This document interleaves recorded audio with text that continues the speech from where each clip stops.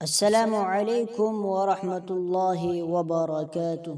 امت محمدیہ میں کون ہے وہ شخصیت جس کو اللہ تبارک و تعالی نے ویسے ہی آگ سے بچایا جس طرح حضرت ابراہیم علیہ السلام کو اللہ تعالی نے آگ سے بچایا تھا اور محفوظ رکھا تھا؟ آئیے سنتے ہیں۔ حضرت عمر رضی اللہ عنہ کے پاس ایسی خداداد فراست تھی، سمجھ تھی کہ کسی کو شاذ و نادر ہی نصیب ہوتی ہے۔ علامہ ذہبی فرماتے ہیں جب اسود عنسی نے یمن میں نبوت کا دعویٰ کیا تو مشہور تابعی ابو مسلم خولانی رحمہ اللہ کو گرفتار کر لیا۔ آگ کی ایک بڑی خندق تیار کی گئی اور ابو مسلم کو اس میں ڈال دیا گیا، لیکن آگ نے ابو مسلم کو کوئی نقصان نہ پہنچایا۔ لوگوں نے اسود عنسی کو مشورہ دیا کہ آپ اس شخص کو جلا وطن کر دیں، ورنہ آپ کے پیروکار آپ سے متنفر ہو جائیں گے، دور بھاگیں گے۔ چنانچہ ابو مسلم خولانی چھوڑ دیے گئے اور وہ مدینہ طیبہ تشریف لے آئے، اپنا اونٹ بٹھایا، پھر مسجد میں داخل ہوئے۔ حضرت عمر رضی اللہ عنہ نے انہیں دیکھ لیا، وہ آگے بڑھے اور پوچھا، تم کہاں سے آئے ہو؟ ابو مسلم نے جواب دیا، میں یمن سے آیا ہوں۔ حضرت عمر رضی اللہ تعالی عنہ نے پوچھا، وہ شخص کون ہے جسے عنسی نے آگ میں پھینکا تھا؟ ابو مسلم نے کہا، وہ عبداللہ بن ثوب تھا۔ یہ ان کا لقب تھا، جبکہ ابو مسلم ان کی کنیت تھی۔ حضرت عمر رضی اللہ تعالی عنہ نے ابو مسلم سے کہا، میں تجھے قسم دے کر پوچھتا ہوں، کیا تم ہی وہ شخص ہو؟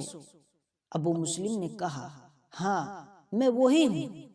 حضرت عمر رضی اللہ تعالی عنہ نے ابو مسلم سے معانقہ کیا اور رو پڑے، پھر انہیں اپنے ساتھ لے گئے۔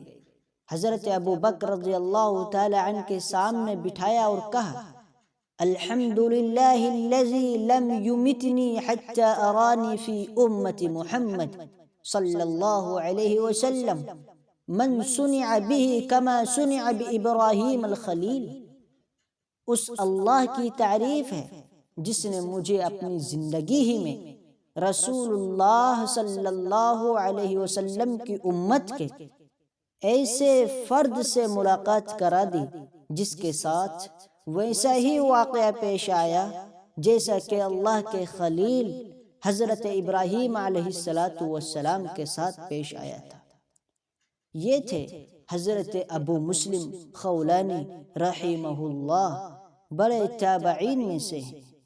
اس طرح اللہ تعالی اپنے بندوں کی مدد کرتے ہیں، اور اس طرح دشمنوں کی چالوں سے اور ان کے مکر و فریب سے اور ان کے شر سے اور ان کے فتنوں سے اللہ تعالیٰ اپنے نیک بندے کو اس طرح بچاتے ہیں، اور اللہ تعالیٰ کی مدد اس کے نیک بندوں کے ساتھ اس طرح شامل حال رہتی ہے جس طرح حضرت ابو مسلم خولانی رحمہ اللہ کے ساتھ تھی۔